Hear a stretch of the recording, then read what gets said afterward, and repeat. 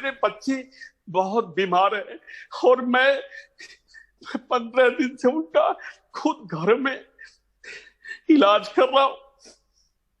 ये हालात है और ये सरकार, मैं कुछ नहीं कह सकता।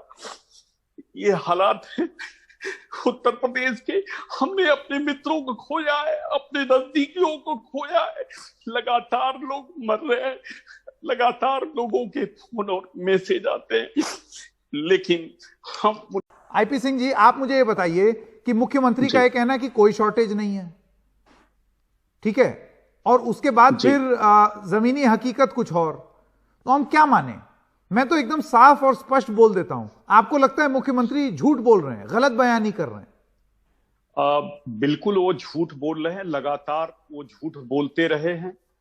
सिर्फ प्रचारों में उपलब्धियां हैं, टाइम मैगजीन तक भी छपाने का काम, देश के बड़े बड़े शहरों में बड़े बड़े ऐड देने का काम आदित्यनाथ सरकार ने किया है। लेकिन धरातल पर उत्तर प्रदेश 26 करोड़ बड़ी आबादी वाला सूबा है और इस उत्तर प्रदेश में शहरों में, कस्बों में शमशान घाटों पर जगह नहीं रह गई। जो फुटपाथ थे उस पर शव जलाए जा रहे हैं, जो कब्रिस्तान है वो फुल हो चुके हैं, वहां जेसीबी मशीनें लगाई गई हैं।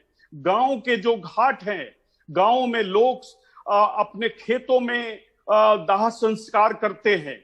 चारों तरफ त्राही त्राही मची हुई है, लेकिन ये वो नफरत की राजनीति करने वाले लोग हैं जिन्होंने जाति और धर्म के आधार पर राजनीति करी है। इसलिए इनसे हम ये नहीं उम्मीद कर सकते कि ये मरहम लगाने का काम करेंगे। पिछले 14 महीने में 2.5 लाख से ज्यादा मुकदमे दर्ज किए गए। जब श्रमिक भाई बहन वापस आ रहे थे, थानों पर लाठियां बरसाई गई, उन्हें किसी तरह की मदद नहीं की गई। केंद्र ने 1 साल पहले उत्तर प्रदेश सरकार को ये लिखा था कि आप ऑक्सीजन प्लांट लगाइए। उत्तर प्रदेश में ढेले भर का विकास का काम नहीं हुआ है, ठप पड़ा हुआ है। लोग ऑक्सीजन सिलेंडर के लिए मारामारी कर रहे हैं, दवाइयों की ब्लैक मार्केटिंग हो रही है और पूरी सरकार योगी आदित्यनाथ के साथ आइसोलेशन में है। मैं तो यही कहूंगा, आदित्यनाथ जी, जब आइसोलेशन से आप बाहर आइए तो अपना कमंडल उठाइए और अपने मठ की तरफ जाइए। मैं आपसे नैतिकता के आधार पर इस्तीफा नहीं मांग सकता। आपने मानवता की हत्या की है। प्रधानमंत्री जब एक तरफ कहते हैं कि दुनिया हमारी तरफ आशा भरी निगाहों से देख रही है और दूसरी तरफ जब दाओस में वो संबोधित करते हैं तो सुनामी की बात करते हैं। आज सच में सुनामी घर घर दस्तक दे रही है।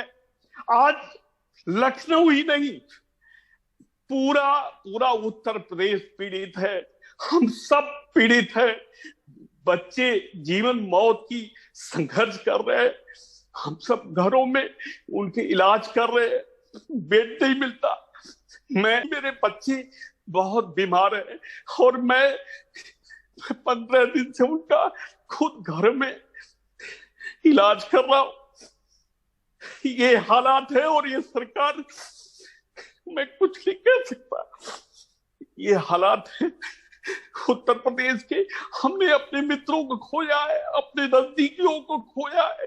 लगातार लोग मर रहे हैं, लगातार लोगों के फोन और मैसेज आते हैं, लेकिन हम मदद नहीं कर पा रहे हैं। टीम 11 सुनना नहीं चाहती। मुख्यमंत्री का कोई कार्यालय कोई फोन नहीं उठाता। अपोजिशन की बात सुनी नहीं जाती, रोज धमकियां दी जाती है। हम किससे अपना दुख दर्द कहें? सोशल मीडिया नहीं होता तो शायद संकेत जी ये बातें भी दबा दी जाती हैं। अब तो मरने के बाद भी उसकी गिनती नहीं करना चाहती है ये सरकार। किससे कहा जाए, किससे कहा जाए? हम अपनी संवेदना को नहीं रोक पाए, हम बहुत भावुक हो गए क्योंकि नहीं आईपी सिंह जी, ये हमने 10 दिन अपने बच्चों को बना के खिलाया है हाथ से। हम खुद पॉजिटिव रहे लेकिन किसी से नहीं कहा। हम बच्चों की, पत्नी की, सबकी इलाज करते रहे। पड़ोस मित्र सभी, कोई घर नहीं बचा लखनऊ में। मेरी अपनी कॉलोनी में 11 से ज्यादा मौतें हुई है अपने लोग रोज बिछड़ रहे हैं। मेरे छोटे भाई, मेरी भतीजी, मेरा भांजा, मेरे सभी रिश्तेदार बीमार पड़े हैं। पैरासीटामॉल गांव में नहीं मिल पा रहा है। किससे कहा जाए, किससे कहा जाए? ये इतना अयोग्य चीफ मिनिस्टर, मुख्यमंत्री उत्तर प्रदेश के इतिहास में नहीं हुआ। यहाँ वीर बहादुर सिंह जैसे लोग, कल्याण सिंह जैसे लोग, राजनाथ सिंह जैसे लोग चीफ मिनिस्टर हुए हैं।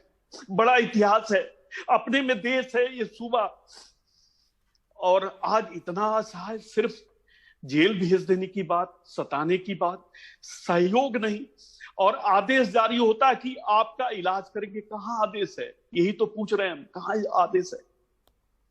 आईपी सिंह जी, ये जो बेबसी है जो आप शब्दों में बयान कर रहे हैं, मेरे ख्याल से ये बेबसी एक एक इंसान महसूस कर रहा है, और वत्स साहब भी कर रहे हैं। शुरुआत में ही उन्होंने बोल दिया, और मुझे बड़ा अच्छा लगा कि आलोक वत्स जो कि बीजेपी के नेता हैं, उन्होंने ये नहीं सोचा कि अभी मुझे एक लाइन लेनी है या इधर जाना है उधर जाना है। वो भी इस बेबसी को बयान कर रहे हैं। हम सब इस बेबसी को बयान कर रहे हैं। लूंगा इस मुख्यमंत्री बस्ती में एक पेशेंट थे, मैं लगातार सूर्य प्रताप सिंह सीनियर आईएएस उनसे कहा, यहाँ टीबी के कुछ बड़े लोग हैं, उनसे कहा, कुछ अफसरों से कहा, कुछ मंत्रियों से कहा कि डेविसियर जो मेडिसिन है पहुंचा दीजिए। आज 3 दिन हो गया। मेरे एक मित्र तड़पते रहे, उनको ऑक्सीजन वेंटिलेटर चाहिए था, सिर्फ 2 घंटे के लिए मिल गया होता, उनकी जान बच गई होती। हम लोग प्रयास करते रहे, लेकिन न कहीं बेड मिला, न वेंटिलेटर मिला, न ऑक्सीजन मिला। आखिर इसके लिए ये 304 का 302 की जगह 304 का मुकदमा योगी आदित्यनाथ पर बनता है। इन्हें फांसी की सजा होनी चाहिए।